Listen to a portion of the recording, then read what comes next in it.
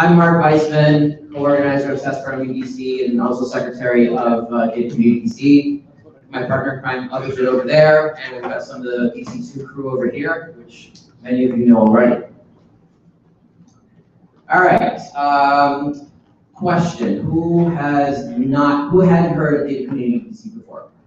Who has not heard of Data Community DC? The what? That's the smallest show of hands. I know. Well, thanks. So great. So you guys know what we do, who we are. For those that don't, welcome. Data Community DC was formed about 4 years ago. We run a bunch of different meetup groups here in the DC area, ranging from data science DC to data innovation, data education, data visualization. So what our goal really is to build a community for data practitioners, data scientists, and sort of the surrounding thing. We want to really build opportunity, get people to know each other, and hopefully, build a better community for everyone over here. We have our newsletter, Facebook, Twitter feed, and get at onewf.com if you haven't already, and just sign up to all the different groups so you know what's happening. We also have the calendar up on our website, and you can subscribe to our newsletter as well. So I'm going to give it over to Sean for a second. Sean Gonzalez, president of DC2, is going to say a few words about a new program that we are doing for Data Community. Hello. I wanted to follow up on another question. Who has heard of Data Community DC? Okay, just seeing if you're asleep or not. Not quite the it doesn't quite add up, but it's really not. We're missing a question. Oh, we are? Who's first time to one of our events? That might fill it in. Actually, that's a low number, but that's good. That's good. That is good. Historically, it's been like half of the people in the room. When we ask the question like who's come to our event for the first time, about half the people in the room raise their hand. So that's great. Welcome back. Yes. And did anybody here have a chance to talk to Tom? Where'd he go? Where is he? There he is. Stay standing up. Everybody have a chance to meet Tom? Hi, Tom. Who here is looking for a job? 1, 2, 3, 4, 5, 6, 7, 8, 9, 10. I think I missed one. All of you, please go talk to Tom afterwards. Who here is hiring? 1, 2, 3, 4, 5, 6, 7. The speaker's hiring. Okay. Both of the people who are looking for jobs and the people who are hiring, please go talk to Tom. So, as Mark said, 4 years ago we started Data Community. And the one thing that everybody asks us about is what are the opportunities and where can I get good people? Where can I find good people? And we're not recruiters. We don't like asking you to connect with us on LinkedIn so that way we can spam all of your friends and stuff like that. We're just not interested in anything like that. We just want to organize all this stuff, and that's what Tom is helping us do. So he's collecting your name, he's collecting your information, your email address, so we can contact you afterwards. And we're putting on this thing called Data, where it's speed dating for data practitioners, right? And so all the people, all the candidates will come in, and then the companies will get to talk to them, right? So we, right now we're a network of 13,000 data scientists. 250 are brand new to the network each month. Around 200 to 300 are people like yourselves who have been to these events and keep coming on a month-to-month basis. And some of the other people are people who come and go, right? But there's this network behind it that we're trying to get to. And right now, you come to the event, you meet people, maybe you get an email, and then you go home. And then maybe you meet them a month later, maybe you meet them 6 months later. We're trying to formalize this entire process, and that's what Tom's helping with. So go and talk to him, and if you have any interest in being one of those companies, come talk to him. So thanks, Sean. And so yeah, like Sean said, this is we're a hockey stick organization, right? Kind of start out that and then exponential growth. So thank you, really. Thank you to everybody. Thanks for everyone for coming to the events. Thanks to the speakers. Thanks to the volunteers. Thanks to the sponsors. That's what we're getting to next. All right, so we would not be able to do any of this without our sponsors. We are a volunteer-run organization. We do have some operational costs that we incur, but most of the budget that most of the money that we collect is through sponsorships, which lets us provide food and refreshments and other types of things. Now we're trying to do bigger and better things. So Huge thanks to AOL, who's been a phenomenal sponsor this year. Also, huge thanks to Guzell and Hamilton. They've been organizational sponsors for Data Community DC. And for the specific program, for stats programming, Microsoft, or Global Analytics, now Microsoft has been a long-term sponsor. And Novetta has, has just signed up to support sponsor with us. So again, thank you so much to all of our sponsors. We could not do this without you. Again, thanks to GW for always letting us use their facilities, which is great. You know, the fact that we can get this many people in a room and have it centrally located, and it's just great. So we've established a great partnership with the university. This is a slide of their Master of Business Analytics program, of which I teach. So, you know, if you're interested in learning more about the program, come talk to me or Matt, are you here? Okay. You can check out the website. So again, really thanks to GW for letting us host events here for the last 3-4 years. All right, on that note, raise your hand if you're an NPR listener. Okay, you know where I'm going with this. I'm not gonna ask you for money now, but eventually. No, seriously, not you particularly, but if your organization is interested in working with us, you know, we're doing the new program for the Data Bowl. We're trying to do bigger and better events. We are working with the Pi Data community to hopefully do the Pi Data DC conference later this year. So we've got a lot of things happening right now. And seriously, we cannot do this without sponsorships. If your organization is interested in working with us and kindly sponsoring us, please get in touch with me. You know, this is sort of this is sort of like the vicious circle, right?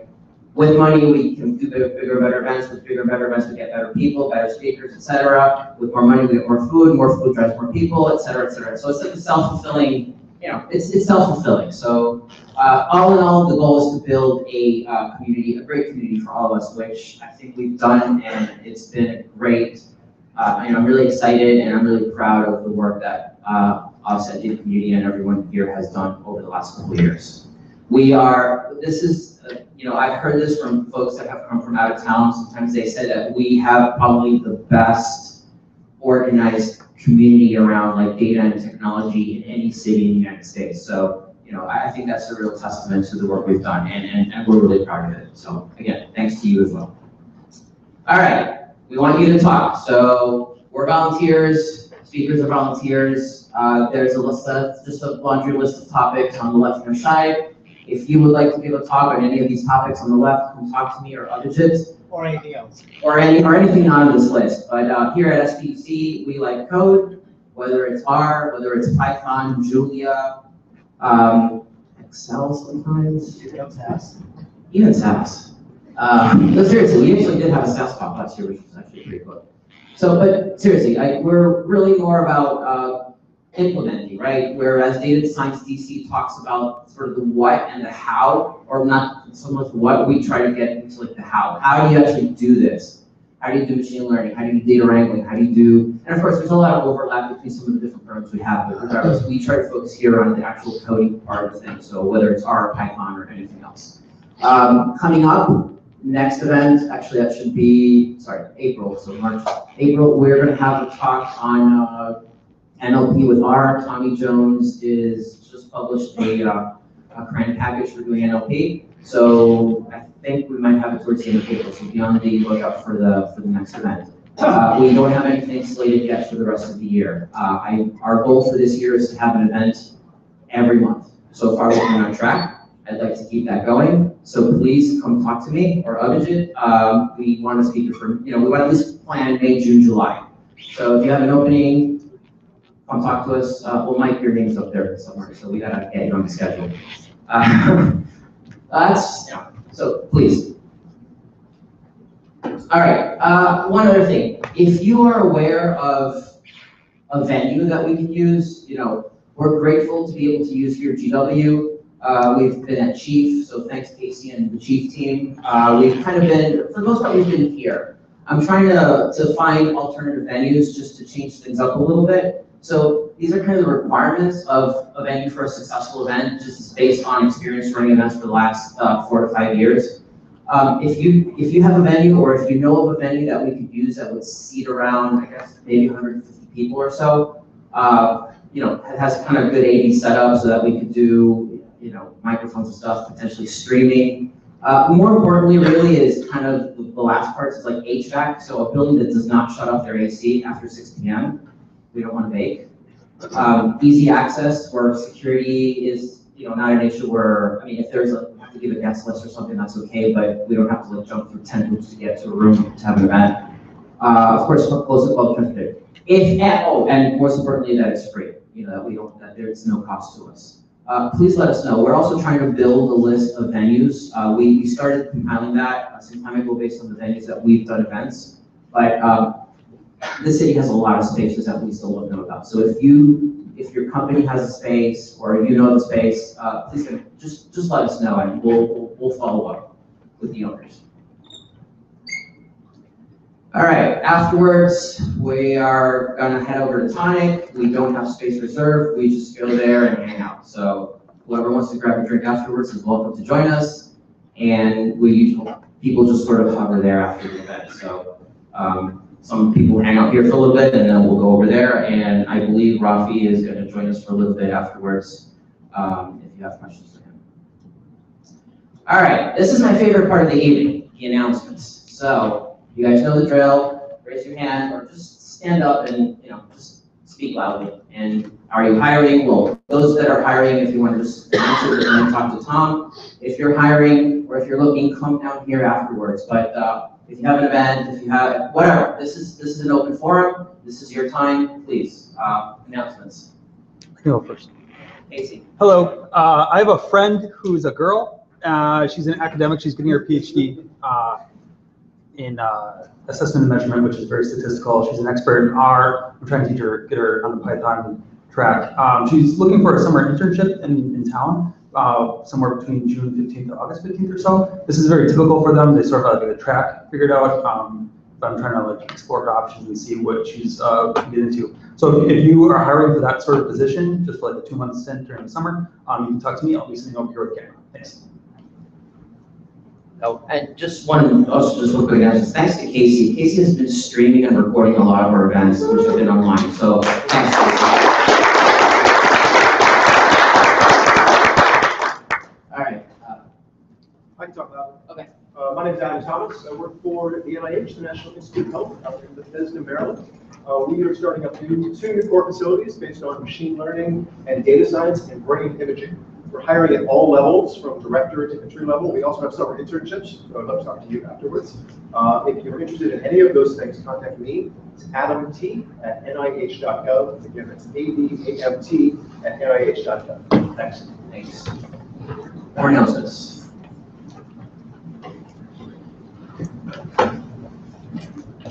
So I want to invite people to join a section of ASA. There was an officer's call last month.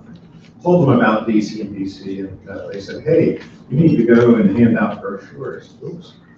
So I've got brochures marked. Put them on the table there. Yeah. The section for statistical programmers and analysts is one of the fastest growing, most dynamic sections of ASA. If you're an ASA member, you can join for $5. If you're a student member of ASA, you can join for nothing.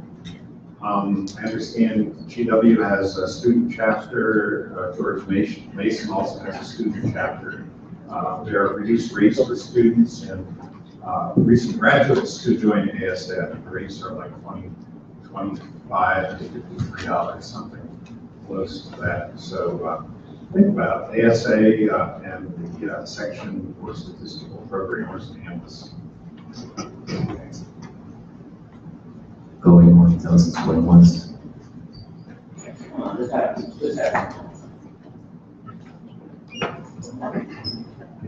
Okay, so for the folks that get, I don't know if anyone's heard of the Alan Turing Institute. It's at the University of Oxford, but I just happened to watch an online stream of a thing on data science. I guess every 4 weeks, 2 weeks I'll have one from data science in industry. They'll have some from Amazon and Oracle. So it's about 2:30 French Game Time. It's 9:30 our time. You can just Google it. do you have announcements? All right, I have just one sort of comment. So for those that don't know, I work at Booz Allen Hamilton. We are looking for folks, but also I think it was already announced today. So over the last 3 months, we ran a data science competition on Capitol Hill Data Science Bowl, which was on medical imaging data from NIH. It was about heart health, so we had to the competition was about predicting the ejection fraction of the heart based on MRI imaging. Really, really cool problem. Competition's over, but winners were already announced yesterday.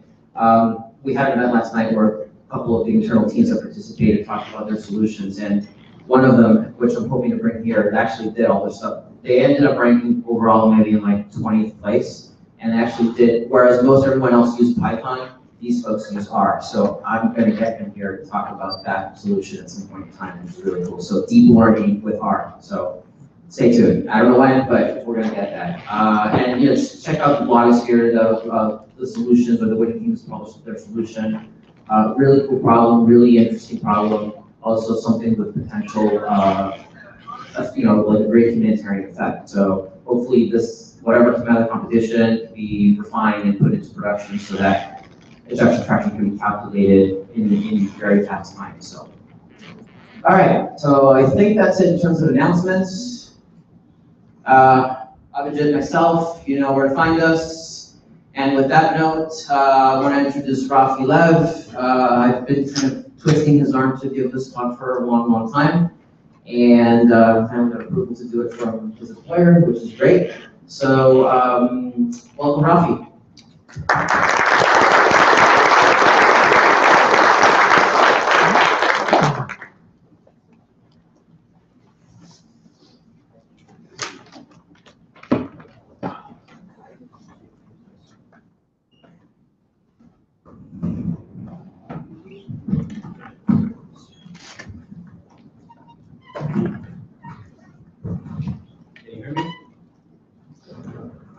People hear me? Yeah. All right.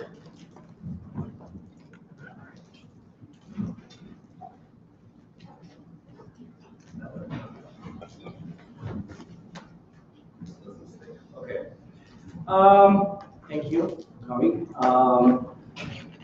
So a little bit, we started talking to Mark about this.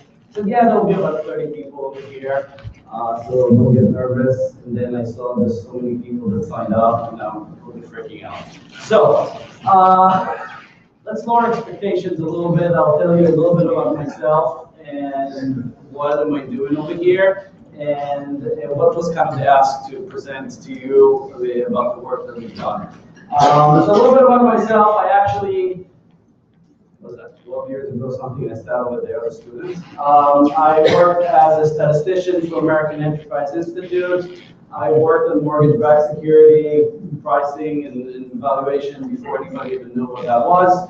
And then later on, I worked on a municipal bond, actually, which is really, really cool. If you're actually interested in something off the beaten path, you really need to exercise your brain for those. And ever since, in the past 3 years, I am a data scientist with Ernst Young. A little startup, if you heard about that. With Ernst Young, I'm really working with large financial institutions to address actual business needs. And solve actual business problem that it's not just interest. So you can say life savings, some NIH. If you have problems like that, a lot of the machine learning that people talking about is cool problems, and there are very few people that actually work on those. And we're working on not life-saving items, but for example, some of my codes are implemented. It's one of the codes that implemented pumped $750 million into the capital requirement of a large bank. $750 million, I think it would be a lot. It didn't move the needle at all. So, and those are the type of problems that I'm working on, actual business problems. So what I want to talk to you about tonight is an actual business problem that we solved for one of the largest banks in the world. We will, essentially what I'm going to show you is, let's see if that works, it's off.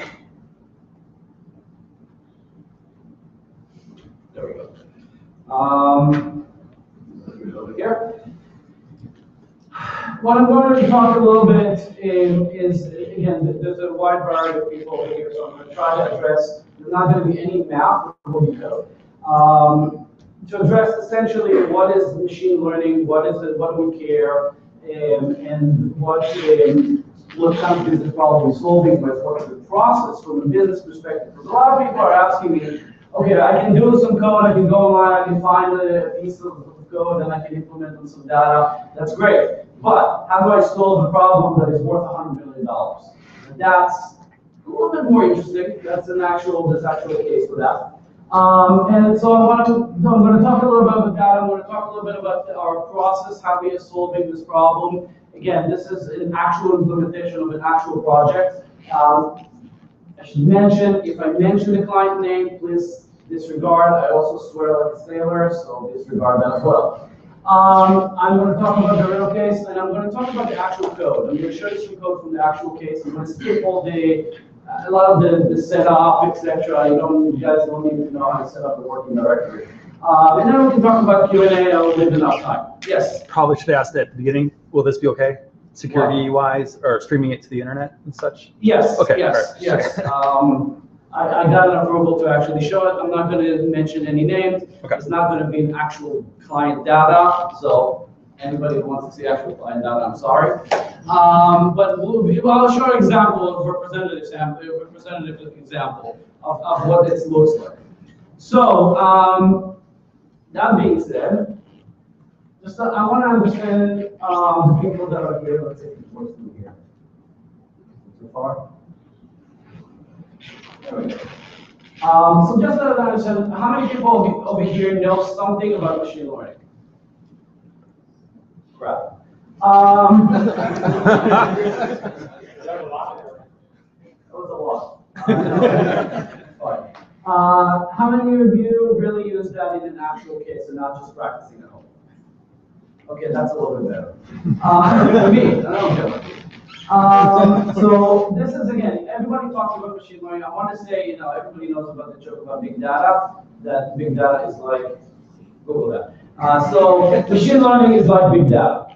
So that's what I'm going to try to present today. So the first thing is, what is exactly machine learning? When I talk to clients, when I talk to people, when I talk to, even when I'm talking, even over here at the business analytics program, which I'm actually sitting on the corporate board over there, which I'd encourage you, all of you, if you have any input, aside from that, a little plug, if you have any input for that program, please let me know, because we actually have input of what the program looks like. So what is machine learning and why is it important? And the reason that I'm saying this, why is it important? The first one is from the fundamental machine learning. It's essentially a searching mechanism. It's a, you can read it, I'm not going to read it, but it's a searching mechanism. It's going through, instead of us going through a massive amount of data to try to find pattern, it's search for you. So that's interesting. That's the first piece for this. The second piece for this is a recognizing trend in new data set when they're presenting with new data. So, okay, so the second piece of this is that we don't really care about what happened. We find that the question over here is not what happened. The question over here is what does it look like for a new data set? Because one piece of machine learning is I want to identify something, but okay, if I have the data and I already know, then that's already past tense. I don't care about. What the real question, what everybody wants to know is what the price is going to be in 3 years from now. Is this a malignant tumor or not, etc., etc. And the last piece, which is the best I like, because I created this, is that it's basically learning from examples. On the next data entry from examples. So next time that you're presenting to somebody else, you basically want to say to them, this is essentially, what do I do in the next iteration, the next time the data comes in? I want a machine to make decision, not me, but obviously it needs examples. And that goes very, very strongly when you start asking for data. So that's the first piece of business case learning, is that when you present this and then you ask for data, now they understand. Okay, the next piece of this whole structure, we'll get to the code, we'll get to the actual business case. But I'm just saying, this is again, the second ask that was asked is, what do I know? What do I learn about my years doing machine learning and doing data analytics in that level. So those are my 10 commandments that I call them. This is essentially what guides a lot of the, when we go to new client, when we talk to new people. What is a, okay, it's very cool and you have both of those limitations, but those are the 10 items that without them, a lot of the business application of machine learning. I'm not talking about let's create some code very nicely, etc. Can I actually use that? That's really the question. So the first thing that a lot of people are very excited about machine learning, they were coming to me every day, I want to do machine learning, that's great. Then they realize how much actual machine learning is happening in real life. So that's, everybody over here wants to be data scientists, etc. The actual application of real business problem is very, very small. The actual coding is very, very small. There's a lot of setup going on. There's a lot of, and I'm sure everybody knows the whole in the data wrangling, we do that a lot. The 70% is data wrangling, etc. You do a lot of the setup. So you need to know. So that's the first thing. The second thing is feature selection. Feature selection, I don't think gets enough attention, and I want everybody over here that's looking at this to really realize that feature selection is probably more important than anything else, more than the model, more than the code, etc., etc. There's a lot going on in feature selection, and that really comes to the point number 4. Actually, I should have switched them. Is that use the tool for feature selections, for variable selections, but be very, very careful. They tend to remove items that a business knowledgeable person will not remove. Two variables together that go to if you take just the analysis from the floor and tells you this relates to this, that's probably more important than your statistical model that tells you that these two are low variance or whatever that we want to add to that variable. And therefore we can remove that, or principal component analysis, remove them and replace them with something else. The feature selection is the business implementation of business knowledge into the actual construction of your metrics that you pump into the model. So that's very, very important. And I think this is, to me, point 2 and 4 are probably the more important ones. Point 3 that I skipped is an iterative process. You do that, and you do that again, and you do that again, and you do that again. And the model that was before not working suddenly works because you added a sufficient amount of sample to pass it through some sort of a threshold.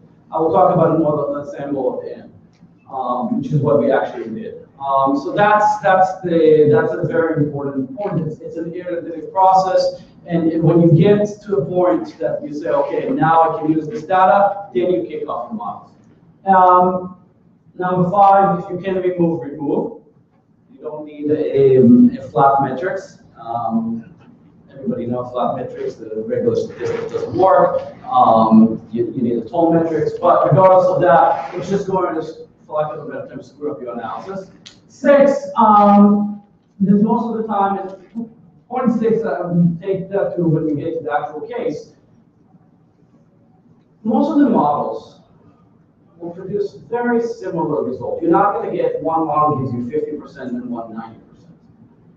For most of the business problem, again, I'm not talking about life-saving treatment over here, and I want to be very clear. For that, probably not. I'm not the right person. But for most of the models that I manage in real time, in real life, they are very, very similar in nature. You're working on the same type of data. You can slice, cross-validation, etc. We'll get to that later. That doesn't matter. At the end of the day, they're within a few percentage points, no big deal. So the point over here is not to make one model better, not just look at one model, but look at multiple models and look at their strength. What are they really good at? And that's what we actually did over here. And what this specific model really, really good at. Ignore the area under the curve, etc. But what this model really good at? What this model really good at? Okay, let's not think about it. So I guess my point over here is think what you're doing, don't just plug it. Simple, and that's really the simple model first.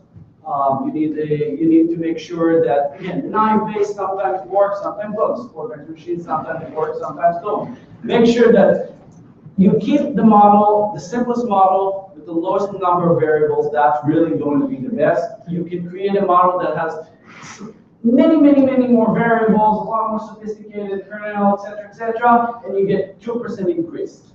Was it worth it, your ROI, your investment in time? Probably not. So take that into account. Again, I'm talking from over here, not from a point of statistician, not from a point of mathematician, but from a point of practical approach. How do you actually do this in the real world? Cross-validation, regularization. I assume most of the people in this room know what that means, but I'm going to mention that anyway. You have, at some point, you have limited data. You're not going to have unlimited amount of data. And the problem we actually going to solve for has a very low yes population. So positive classification is very low. Cross-validation was a must. So you've got to use that. You've got to know how to use that. You've got to know how to use regularization. We'll talk about it later. Number 9, I like that very much because that's really going to provide you the larger lift. Everybody is creating a really sophisticated data set. That's really a sophisticated set of statistics, etc. That's great. Get more data. If you can't get more data, that's going to solve 99% of the real problems. So when we go to a client and they provide us, okay, this is all the data we have, to start going, well, you actually have this extra data in another system. Oh yeah, how do you connect that? Oh, but there's some user ID that you can connect it. Now you have more data can actually, so ask the question to get more data. That's really more important. Almost as important as the model, again, as the model itself. The point for all those 10 points is that there's a lot of setup that I think are very important that I'm trying to convey, that are the model is the 10% at the end where you take all your work and you just plug it into a formula. Number 10 is what we're going to do is really make sure you're asking the right questions. That just comes with experience. The next points that I'm trying to make before we actually get to the case is the process to approach it. How do we actually approach a business problem in the real world, in actual, we go to those big banks and we sit with their CEO, we sit with like head of HR, head of compliance, etc. How do we actually show that we understand what we're doing? You can say support vector machine as much as you want, neural network as much as you want, they don't care. Nobody cares. Nobody cares. I actually surprised myself, said nobody cares, and I didn't use that word. Nobody cares about your really sophisticated analytics. What they care about is that you have something, how to implement them. You have a thought process. So Chris DM, not the coolest kid in the class, but it's really important for you to understand how the machine learning fits into this process of really understanding the business. Without understanding the business and understanding the problem, machine learning is not going to solve anything. You go through the circle, you get to essentially the modeling, evaluation, and deployment, but without getting to the business understanding, it's really important because that's how you get to the actual question is really how we solve the problem that I'm going to show you, which is saving a lot of money and worth a lot of money. I should have really done this myself. I'll be retiring on a beach right now. I'm going to show you, this is the main slide of Chris PM. Which is again the data mining process, the data mining technique. And I want to stop over here for a second because this is each one of those also have its own layers underneath that. And the machine learning piece really comes from the modeling piece, and the model, the third one over there, like the fourth column. Again, when you get to that machine learning piece, it's really you almost solve the problem. You just need some mathematical formula to actually run it for you. You get there only later on. So this is how we go through the problems from the sitting with the person, understanding the issue, we know what to ask, we understand what the problem is, and then you move through the process. I encourage all of you to Google this and really understand how you approach this. Because again, it's very easy when somebody gives you, here's some data, find something, or here's my problem, and here's some data, try to match it. But really understand the business problem, understand how you implement that, understand what your model's supposed to do. That is business. All right. So now we have this kind of intro level, and we understand the importance of the business problem, and while talking to your business leaders that we all like to think about them if they don't understand analytics, which they don't. You really want to say, okay, now what? So this is machine learning for complaints. A little bit of background. There are a lot of regulations in the market around protecting consumers. Either from banking, lending institutions, et cetera, et cetera, et cetera. There are a lot of banks can only ask for a certain amount of data, et cetera, et cetera. So that's kind of the world that we're living in. There's a lot of regulatory powers. On the flip side, you have the lending institution, you have the investment institutions, et cetera, that really want to make money. They want to make money. They're not, we can say that out loud. They want to make money. On the other hand, they're not in the business of claiming they're not in the business of screwing anybody up, which is fine because they don't. Most of the people are fine.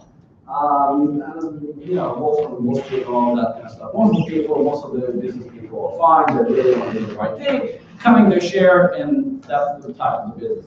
Okay. The issue is that not everything is as it seems, and the banks and the financial institutions are required to essentially detect those problems that are happening within their environment and either report, fix, address, et cetera, et cetera. There's really, the regulators require the banks and the financial institutions to address those problems and find them and report on them. If you are familiar with the CFPB, it's releasing those kind of charts. This is actually a great example of how charts really not showing what you need to see. This is a bad graph. This is a really bad graph on a government report. So we have X number of companies over here, and this is just showing the number of complaints to the banks from consumers, the bank, financial institutions, credit reporting agency, et cetera, et cetera, et cetera. Number of complaints across time, just a sum. Now, first of all, I want to specify what complaint is. Complaint is essentially when somebody calls the bank, email the bank, call the credit company, email credit company, et cetera, that something happened, that they know something, that they got screwed up, that they are in a position that they missed something, somebody told them something wrong, et cetera, et cetera. Communicating that back to the institution. There's some form of communication. Great. So that's a complaint. Now, not every communication is a complaint, and that's one problem, is that different organizations define complaint differently. All right, so now we have the volume over here. The other problem is that you see the blue graph over there, the blue line over there? That's literally really, really bad institution. Now what if I tell you this blue institution is about 15 times bigger than the one underneath it, size-wise? So it looks like it's only getting extra, whatever it is, 1,000 complaints for being 50 times bigger. So obviously the relevant information is not, the related size is not in this graph. But there are a lot of complaints running through every month that's coming in. So the financial institutions that we are talking about, they're running on between 2 to 3 million a month. So that's our data set, by the way, roughly 2 to 3 million a month. All right, so what's the problem? So the first is the background is that the current approach to identifying those, we're going to focus on one regulation, that something cannot be deceiving, you cannot be lending in an environment that is deceptive. That's one regulation out of the 25. So this is the diagnostic analysis that right now that exists for this problem is very, very rudimentary. It's literally some sampling approach that has no statistical significance to it, which I lost my hair for that. Second, it's really some certain words that they try to pull in. Our objective was to enhance the back compliance with the regulatory, because they have to report how many problems they have. And at the same time, improve efficiency, accuracy. It's not, they don't want just to, okay, this is better to identify, but I want you to identify it in a better way. And then, so what our model was designed to do is to develop regulatory model to identify case notes. So as you can see, from here, we're dealing with text analytics. So come to the next statistical meetup to learn about NLP. We can validate accuracy, and we establish methodology to classify regulatory cases to train the model. So essentially, we're going to create a process that this is not a one-time thing. We can actually do this on a regular basis. Now, the challenge is that the challenge that we're dealing with over here is that the data is in text, multiple systems, so different requirements for every system. The representative actually live typing this, or there's some sort of mechanism that transforms that from voice to text. I like number 4. This is the best one. The regulatory is ambiguous on purpose. Regulation is ambiguous on purpose. It's not, there's no like, if X, then Y, and if Y is bigger than, etc., etc. You can't, this is a problem. This is a classic problem in which you cannot actually design a regular operation model that if you hit specific things, then yes or no. We have many cases which people who are expert at this field, who charge $400, $500 an hour, disagree with each other. So that's and it's on purpose, because then the umbrella can be larger, and part of it is to protect the consumer. So me as the consumer, I'm happy, but me as the trying to solve this problem from an analytics perspective is ahead. So what banks are doing is better safe than sorry. All what you need is one time that you did something wrong, and you hit with a $100 million fine. So the problem is that you have 2 or 3 million a month, you missed one, and the regulator didn't know about it, sue you. You can be big time in the hole. So therefore, volume is going up. Everybody's trying to collect more and more. And then the final thing is that there's no market. Nobody talks to anybody. Nobody wants to tell the other person what their benchmark is. But you can assume we're talking about 0.001%. It's really small. The probability of something like that happening is really small to begin with. All right, so here's an example. This is a complaint that is both abusive, unfair, and deceptive. Again, the card holder said that the associate convinced them somehow that without telling them X, Y, Z, the branch gave him an impression that he didn't have to pay anything, the promotion was up, and therefore was very angry when he saw the minimum wage, and minimum due. This is a classic example of something that is abusive, unfair, and deceptive, especially since, so at least, again, we're not saying that this is actually what happened, but this is what the customer and the client actually said, their perspective. So they need to pick it up and start doing research. Now, how do you pick that one up? Now, this is a really clear one. This is a very easy one, etc. However, again, you have to find, you have to find this within 2 or 3 million a month. B, not everything is that clear. Right? So that is just for the sake of the example. I wish everything was like that. Well, if everything was like that, I would not have a job. All right, so how this problem was solved. And then we'll get to the code. I'm gonna do it. Great.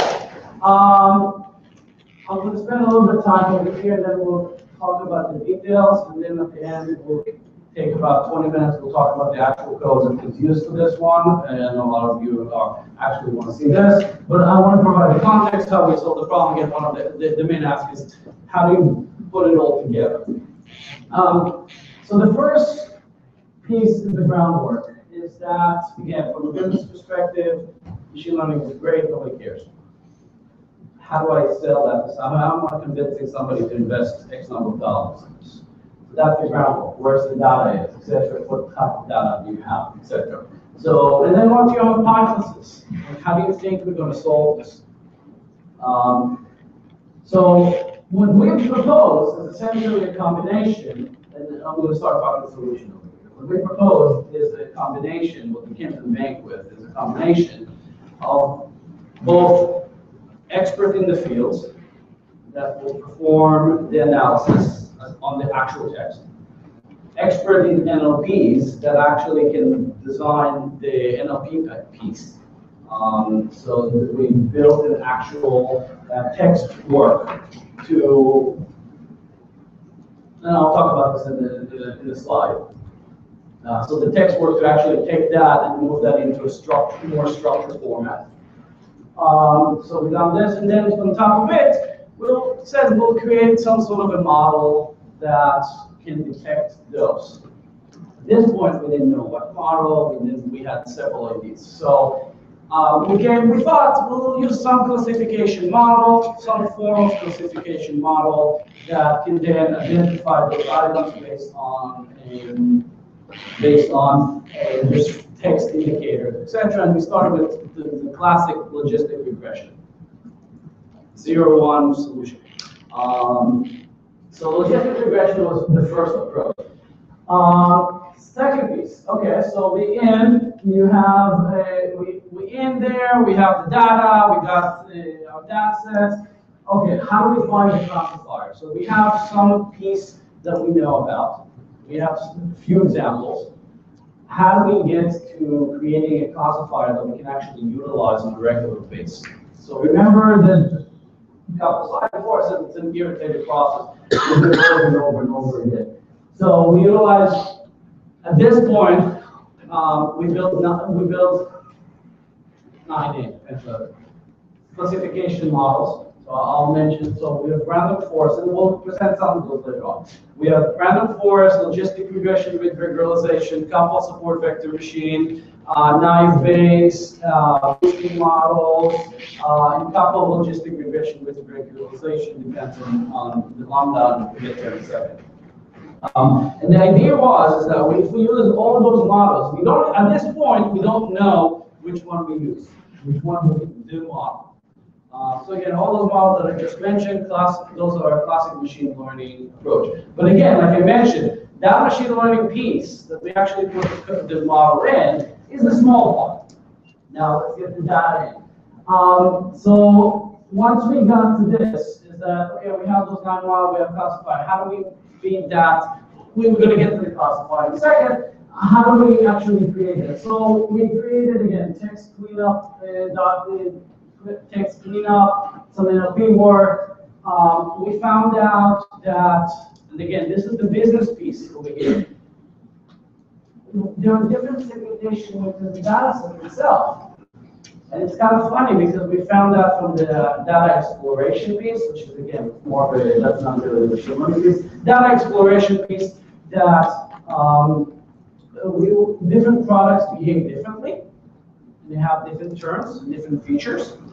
So when we use those different terms and different features, we can essentially segment that. And then they go back to the groundwork. The hypothesis is now that we're not first identify creating this model that rule them all, but rather you're utilizing those segmentation that we found. And so the first piece is now you segment.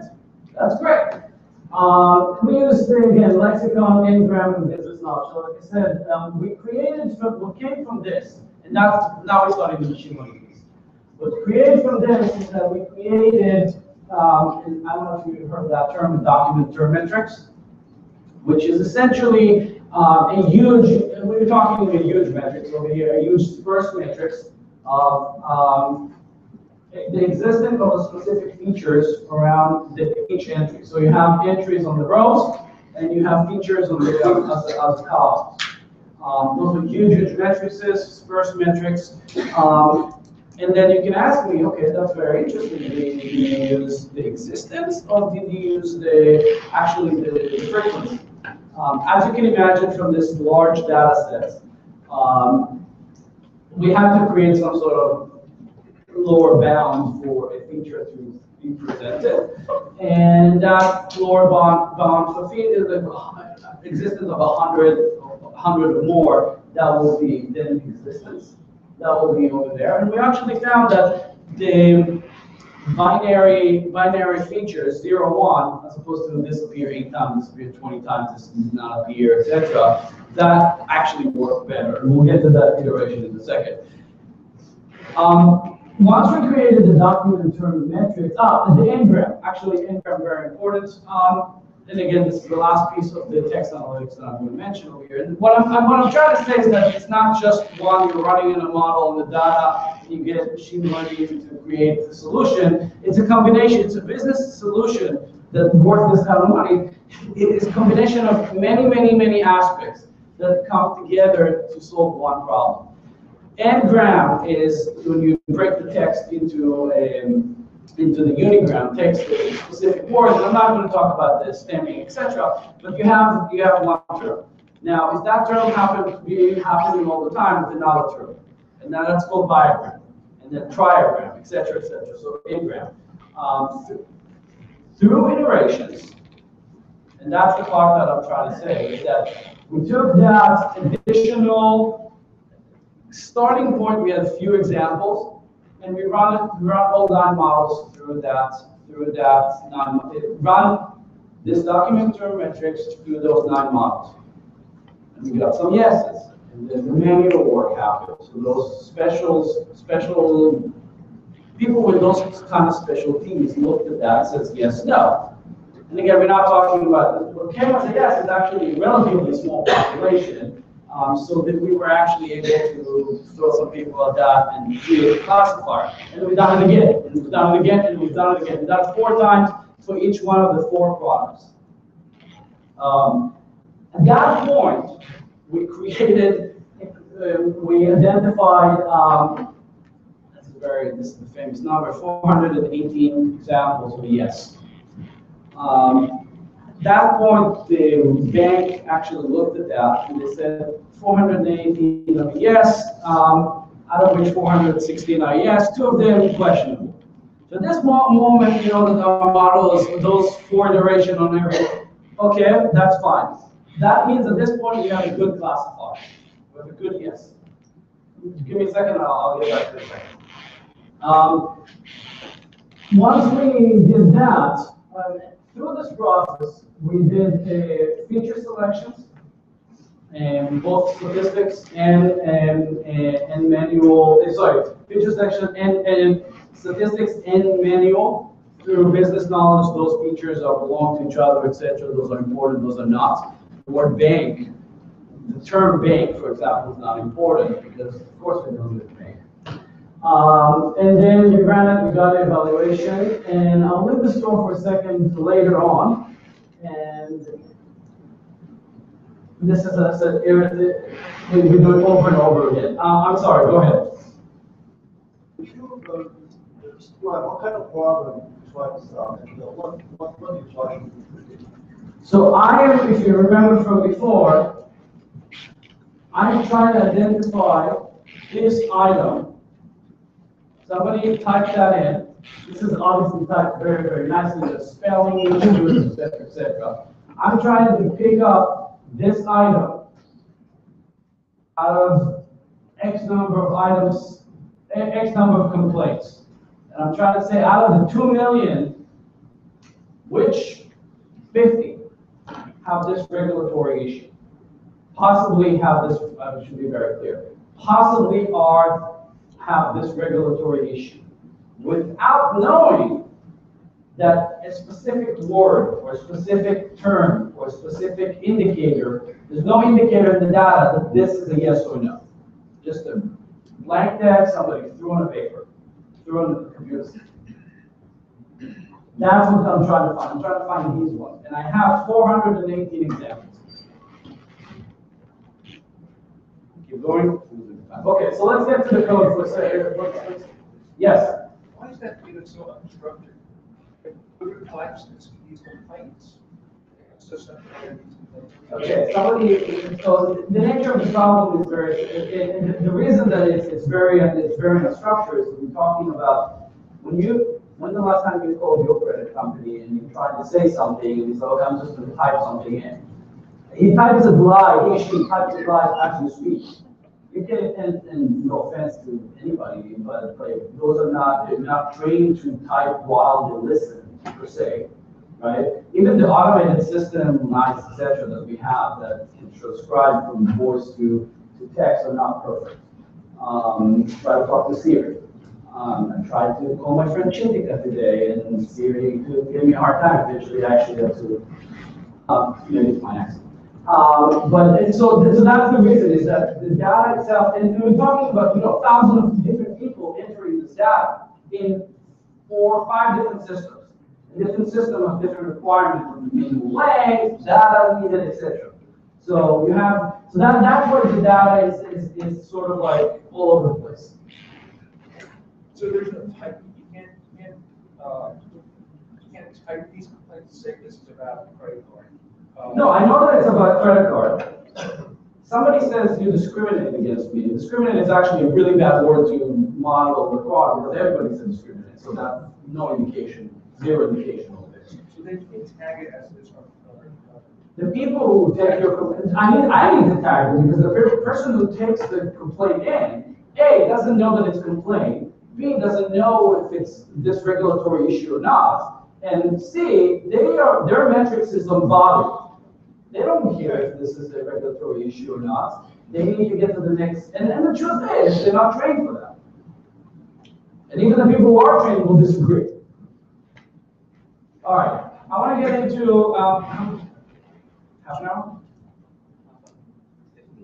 15 minutes, okay. I want to get to the actual code, sorry.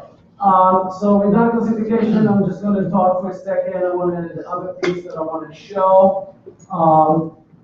I'll skip that for evaluation. So evaluation. The point that I'm trying to say in evaluation before we get to the actual code, and then I'm going to spend 50 minutes on the code itself, is there are different evaluations. Everybody heard about area under the curve. Everybody heard about sensitivity, etc. I wanted the simple statistics that we are using, type 1 error, false positive.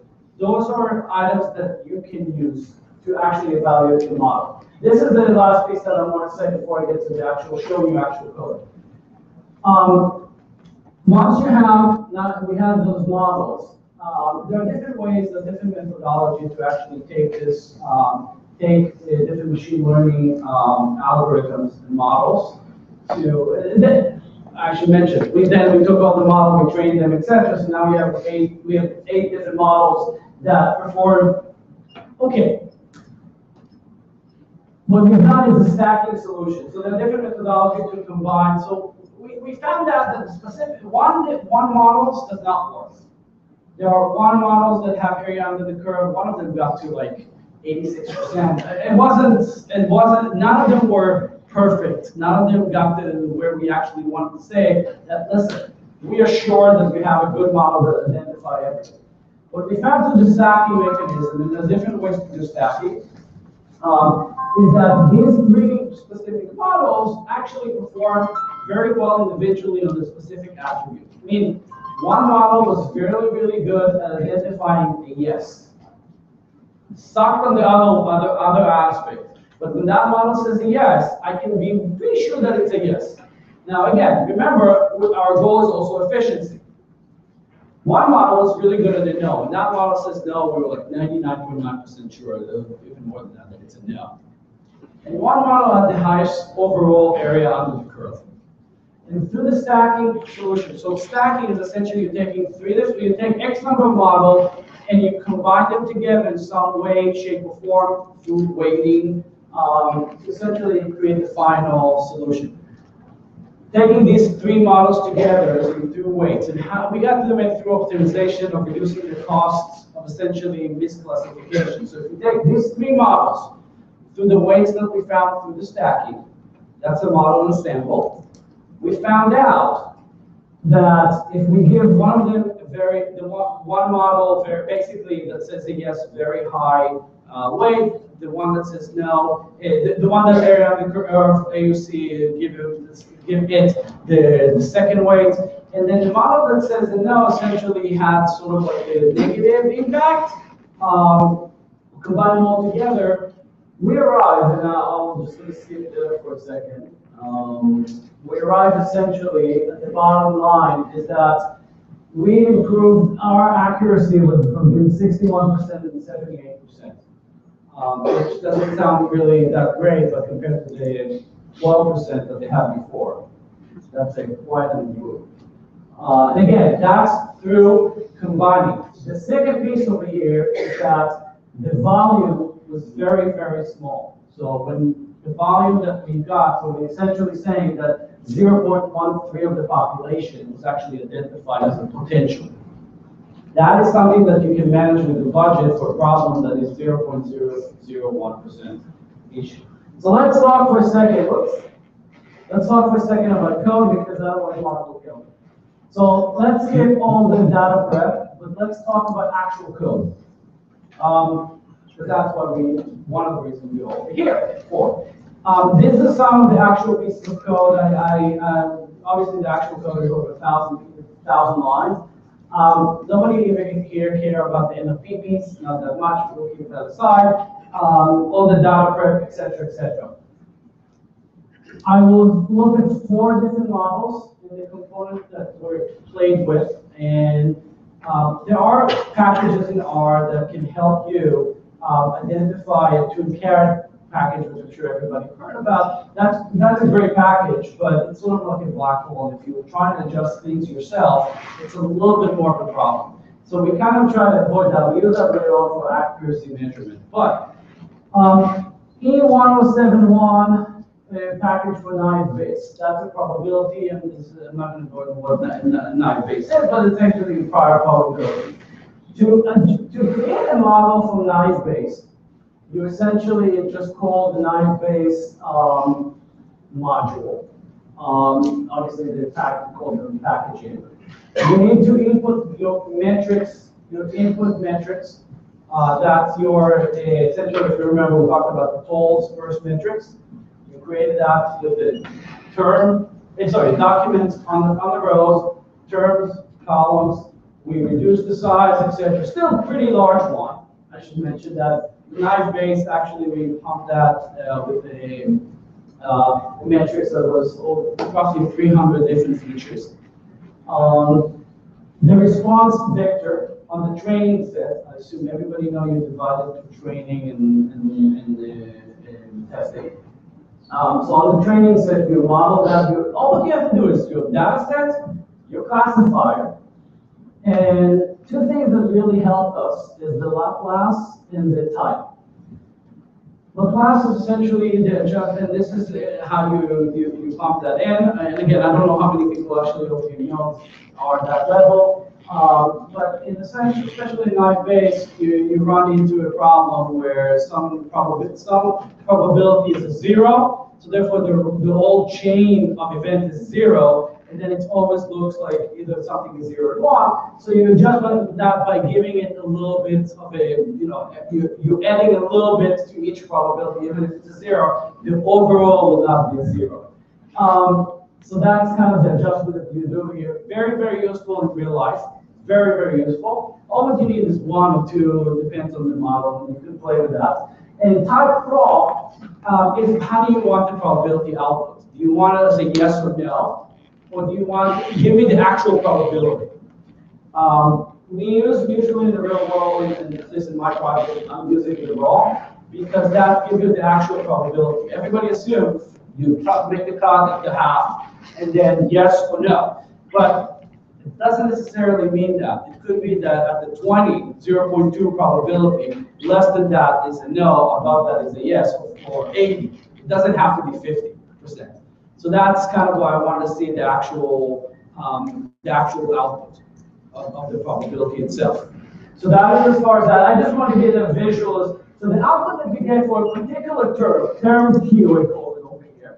So you can see for what it gives you is 4 probabilities for each term of classification yes and term Q exists in the yes population. Each term get the existence in the yes, the existence in the no, existence in the no, and the existence in the no, with, the term is yes or no. And you get those probability. Now you have those for X number of variables or features, and the overall will then tell you that the overall will give you the model. And then you can then use predict, and that's predict is the other. Use that at the bottom. You can say use the predict.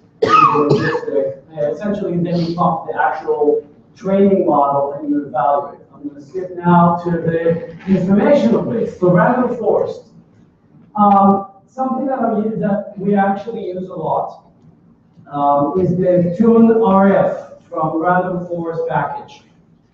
So everybody likes to run random forest. That's great. However, how do you know how do you tune the tree to adjust to what's the best that you can use it for? The tune RF is something, little picture that I found that not a lot, as far as I know, not a lot of people know exists. It essentially allows you to, it tells you what is the best N, or the number of trees that you should use that give you the best out of bag error. So if you run just random forest, let's say 500 trees, etc., you get a specific out of bag. You get a specific error term, whatever your error is against the predict versus classify. But how do you get to the right one? So tune RF essentially gives you that. Usually you want to take it with the do best true. Do best true essentially tells you that don't just give me what the right number of tree is, because for lack of a better term, I don't care. 500, I don't care. If you tell me this is the best one, as we run through those optionalities, actually run it and actually give me the model that actually utilize that for prediction. So that's what do best is. You need step factor, because what the model is essentially saying is there's a great documentation on this, and I'm not going to be able to run through that. But the step factor essentially tells the model as it's looked right and left, essentially to your probabilities, is that it's looking for the next iteration. And it's essentially designed two ways to look at the next iteration of trees. And so this is essentially the multiplier of how do you adjust your factors. The lower the step factor, the more trees it's going to run. So you need to kind of fine tune that, because you don't. If you tell 5, it's going to be like big jumps. You want small jumps. And then finally, improve is what will be considered to be worthwhile. So let's say we found that M is 500. Okay, 501, that's better. And we said, okay, the out of bag error only gives me 0.0 whatever. Unless it's 0.05, I don't care about 500. Keep it at 501. I'll keep it at 500. So the improved function over here is basically saying, do I worry about the next iteration? And if I don't have that improvement, forget about it.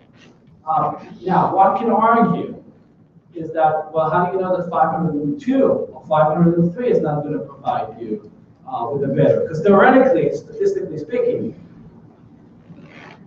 you run it for a specific situation, you could see a decrease and then it increased again, right? You got to make a call at some point.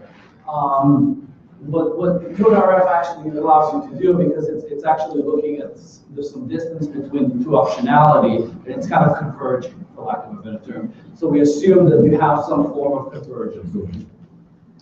Support vector machine.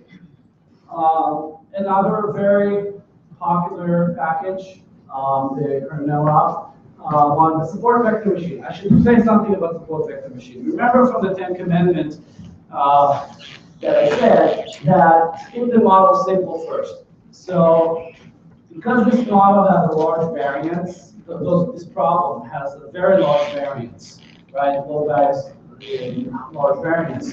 But the problem is that it has so many features. The support vector machine performed comparatively to all the other models much worse than any other model. Even with the kernel, which I'm going to touch in a second. What I found through my career in machine learning is that support vector machine is a great tool. It's an amazing tool where you have very small number of features, and then it's outperformed the other ones. But when you're dealing with something with a large number of features, simple models like the knife-based will outperform the complicated models. And again, I'm not talking outperform by like 20%. Remember that before we said the model differences are not huge, but the support vector machine eventually we actually dropped it because it's providing more noise than actually needed. So how do you actually code that? And this is again from the actual model. The classifier, you enter the Y, the actual classifier or the response vector. You specify the data. You specify the type of support vector machine. And again, in documentation is obviously something you always have to look at. We use the SVC, which is a classification. There are two classification methodology within a support vector machine to utilize within this package. But for any determined purposes, the other one is utilized in a specific situation. Most of the classification will run with this. This is also the default. So if that's all you do this classification, you can remove that. The kernel, and that's a whole lecture by itself. What we found out that it's always better to try to take your model and simplify it. And what the kernel is essentially doing, and I'm not going to go into the math, is it's essentially a dot plot simplification. It takes your data and it's lower the dimension. So if you think about just a plot of dots, but if you look at it in a different way, it's actually turning into like a 2-dimension instead of 3. The path is clear. And I'm not going to get into the math, I promise. But it's essentially taking your data and it's simplifying it, and it makes the processing time faster. And again, it's not going to provide you any sort of statistical advancements. It's not better, but it's making the processing of that solution faster. You need to play around with the different kernel, the different ways you can do that. Again, this lecture is just to expose you to what we do. This is one of them. Go ahead and read on that one. There's a great quarter about this. There's a lot of documentation about that. And what we've done is we played with several options of those, because you don't actually know ahead of time which one necessarily will perform. I should mention, if you're doing text, the RVF dot is mathematically doesn't make any sense. So if you're dealing with text, you can skip that one, and because that RVF dot is really just a smoothing, you want to use that for like a photo. You just want that photo, that piece next to that piece, and you smooth things around. You can say this are more related. But in text, it's either yes or no, so it doesn't make any mathematical sense. And then the last piece is the cross 10. That's the cross validation that I mentioned before. It's essentially cross-validation, just so people who don't know what cross-validation is you're taking the data, and you slice it into 10, and then you hold one outside, you're running it on 9, and then you test that against the 10th one. And then you switch, so you run it 10 times, and then, so that's how you use this set of data, essentially 10 times to create your model. Once you run it 10 times, then and you have the best model, now you can test that on your actual testing data sets. You can design however many you want. There are sufficient amount of academic writing on this one that the actual benefits that you get from, and in real life, what I'm actually seeing, more than 10, you don't get a whole lot of improvement. 11, 20, you can run 100 if you have enough computer power. And nowadays, that's really not the issue, it's the data. So yeah. And last piece.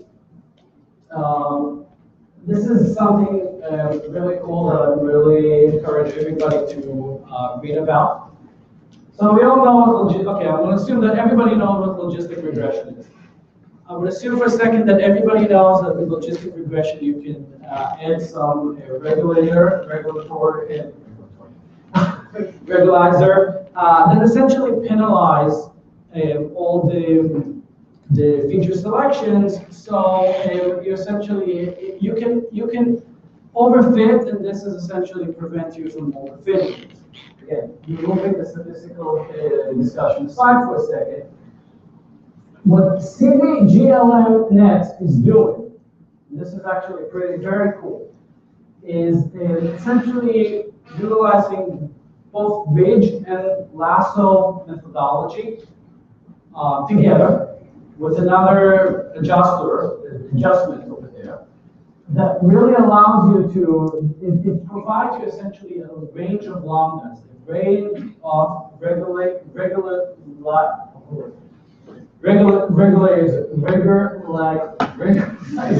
Sorry, can't pronounce that word.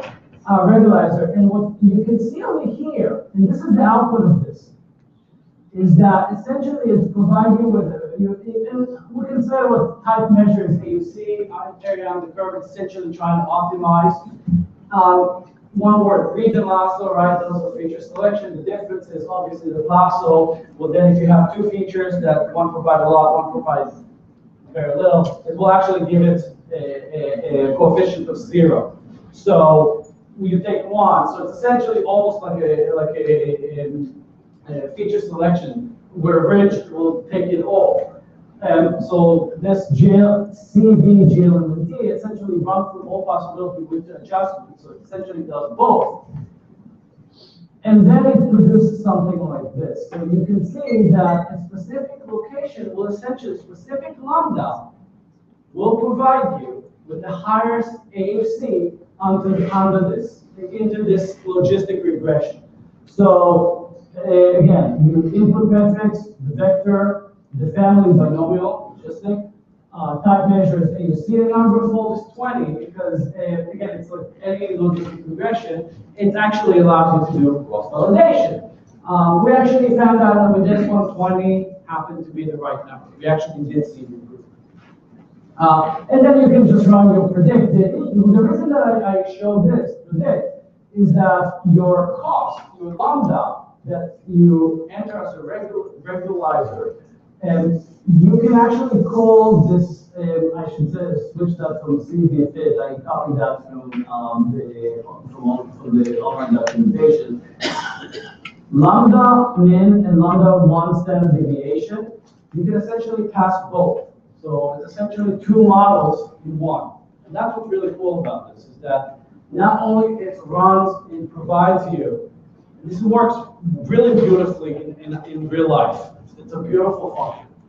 And again, it's part of the base package of GLMT. It produces you what the right lambda is according to your measurement what you care about.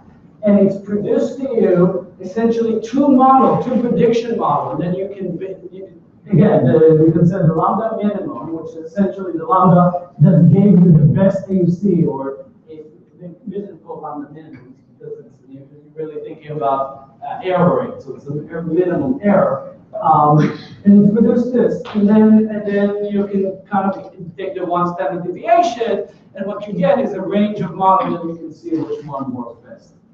So this is the code, the actual code that we use for this problem to then classify that.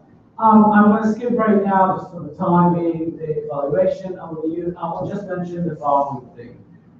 In carrots, there's a confusion matrix you can see on the bottom right. It produces a beautiful, essentially evaluation in one nice view. Both confusion metrics and all the measurements that you want to see. You can see it from sensitivity, etc. But I want to focus on one thing, which is the kappa, and I'm going to finish with that. Kappa is, I think, in my opinion, the least used statistical measure for evaluating a model. Kappa is essentially the improvement on the flip of a coin. Do you have, if I just randomly select yes, no, versus the model, don't see any improvement. Forget about all this sophisticated statistics, and if your confusion metrics is 100% identified. If I flip a coin, do I get something better than the model? So the kappa is, I think, the most underutilized statistics, and I'm actually trying to fix in when I deal with the clients. It's actually something that I'm pointing to that. It's the improvement level. It's interesting to note that there is no measurement what a good kappa is. So if you think about AUC, if I have AUC of 95%, that's pretty damn good. Right? If I tell you my AUC is 20%, that's not so good at all. But kappa, is kappa 60%, kappa 50%, kappa 40%, is that good or not? Doesn't matter. It's a benchmark. So you need to go and see in this problem that you're dealing with. If anybody else tried that and produced kappa and how they do it versus it's industry specific. And that's what's beautiful about this, is because kappa can be 55%, but if the industry benchmark is 40, then you're doing pretty good. In our problem, this isn't, I just read something generic, but in our problem, our kappa ranged from 55 to 60%. Again, I have nothing to compare that to, but 55, 60% improvement over flip of the coin is pretty damn good, in my opinion. We covered the output. A couple of readings that I'm really suggesting: machine learning for predictive data analytics. Wonderful book. This is more the overall understanding. Machine learning with R. There's a new second edition. I get no money from this, by the way. Machine learning with R. That's a more practical, hands-on. I love that book. And then applied predictive modeling. That's what the people who actually want to see a little bit more behind the scenes, the math staff that happens with predictive modeling. Any questions? Sorry, I talked to you, I ran over time. I'm sorry.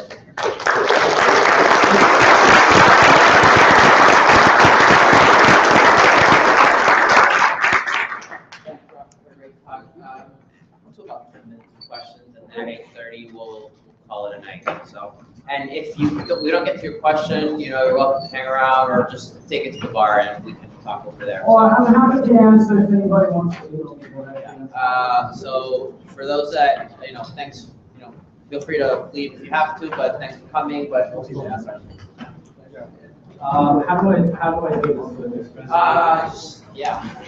You want me to? He's right in front of me. I'm wondering whether you have any experience on how to organize for your code. I'm a practitioner myself, and I know this is a very iterative process. So when I work with my team, what I found out is that after we actually devise about this, the code we have is very fragmented. And the client says, oh, let's get more presented to production. So we rewrite almost everything. And this is why we're kind of using Kaizen a little bit, because it's not very convenient. It's not less convenient than R. It keeps it a little bit more organized. Just wondering whether you have any insights about how to keep your code organized, how to really improve your productivity while you're doing, working over this. This is more, so the question is really more about organization and version control, for lack of a better term. This in mind, what I personally do is I have one person assigned to hold the master. And everybody who finds an improvement or something like that needs to be talking to that person. In this particular one, I help the master. I wrote the code and then the team comes and runs and moves, etc. But I wrote the base 500 code that then improves overall. And so essentially, it's a version control problem. And if you wanted to address and add anything, you need to prove whoever in my case, show me what you got. I would also say that at the end of the day, this is more of a people problem than a code problem. I don't really have any other views per se. Some people using different, you're working on this piece and I'm working on this piece, and then somehow chat that. That's another way to see that. I personally just like to have this is a master.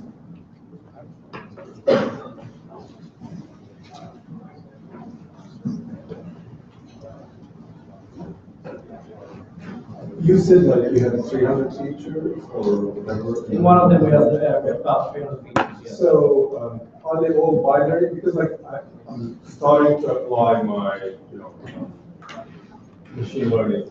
And I'm in, like, many of my variables are continuous, so I convert them to, I started with converting them to binary or just do 5 degrees, like good, very good, neutral, bad, very bad. Factorization, yes. Yeah. What is your feel? What do you feel that binary is better? Like switch everything to binary instead of I would be a little bit more of a tree hugger over here and also let the data speak. It depends. It really depends. So we've done something actually similar in a smaller much smaller bank. With like I said, this one deals with roughly 3 million a month. The other bank deals with like 200 a month. And with a small population, the continuous work better, better results. In the big one, I think because we had so much data, because we had a lot of features, the existence worked better. I think if we added a level of the continuous to that, it's essentially confused the model. So again, it depends on my giving you the answer, which is really it depends. It's really what produced the best results. It's the measurement that really matters. If what produced better results for you is this, nothing said that you have to use this versus this. There's no statistical measure that I'm aware of that tells you have to use continuous versus binary. It's the problem. Because again, the business problem for me was, yes, is this exist or not? I don't care how many times you said discriminate. As long as you said it, that's it. Something to indicate. So it's probably, would you say it might be even, like the business analyst might have a better answer, better feel for maybe it should be continuous? I would say that if you did the first DM correctly and you identified the business problem correctly, then you should have your answer. It's not a statistical question. Oh, yeah, so I have 2 questions. The first one is for the binary classifier, how do you decide the threshold for the output probability? And the second one is how do you choose kernel for SVM? Okay, so the first question is how do I choose the breaking point, like I mentioned, like 0.2 versus exactly.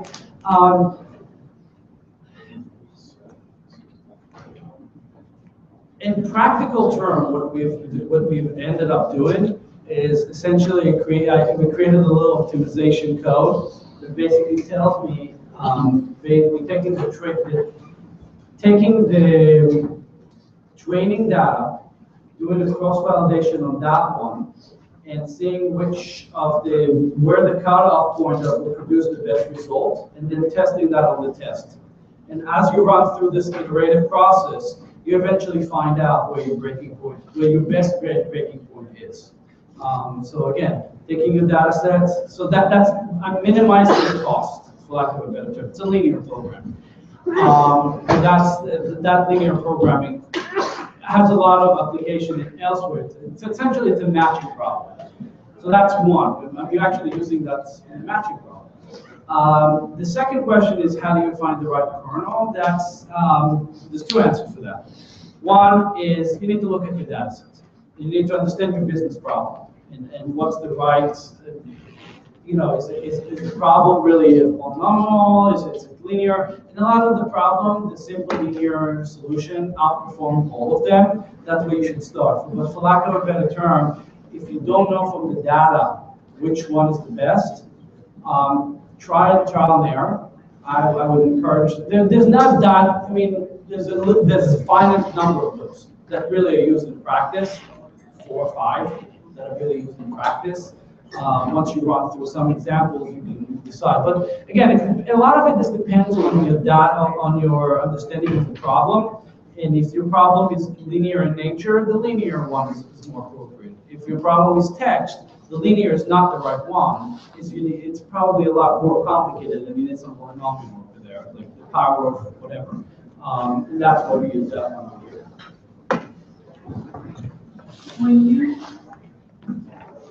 When you were building your dictionaries, did you customize the standards as your dictionary like you knew, or did you? What do you mean by dictionary? I'm sorry. The list for your sentiment analysis, did you have a customized list of terms that you built entirely from scratch, or did you begin with a standard dictionary? We actually did not use the dictionary, right? So the idea is that the idea over here is that you do not want to use an X number of words or X number of terms, because that is very deceiving. The idea is that essentially understanding the context. It's not a sentiment analysis. It's not am I positive about this or negative or something. It's not. I mentioned in one of the slides the lexicon. We use the lexicon. We use somewhat of a dictionary that's known for this particular problem, and that was one of the features. So does this lexicon exist in this problem or not? There are multiple ways to do this. One of them, again, exists or not. Another way to do this is that is any of the words from this full dictionary position in whatever this term from the dictionary exists. The second term exists. That's many more dummy columns. I would say that the more interesting and annoying piece of it is the correction for the misspelling. So there's X number of words that says to write specific words. I didn't show that over here. I'm happy to share the code. It's essentially a replacement mechanism.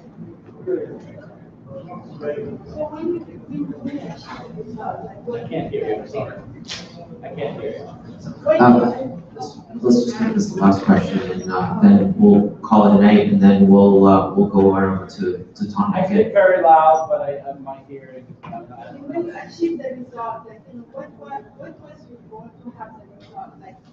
Like what was your purpose at the end? And then you compare it to the actual. At the end, so now we build an ensemble model. We build all this. I can tell on the next entry, has this rigor, is this a yes or no? So the next time you roll, the next time you write, we can say there's a light bulb coming in anywhere, this might be a problem. So the idea is that after we did all this, and again, the program itself keep running and keep learning, but once you finish the model as it stands right now, you type in something, we can then say, is this a yes or is this a no, based on context. And it doesn't mean, again, I want to be very clear, it doesn't mean that it's an actual yes or an actual no. It means somebody needs to look at it. We haven't replaced people, nobody loses their job. not fired people. Not yet. Previous lecture. All right, folks. Thank you, Rafi, again for a great talk.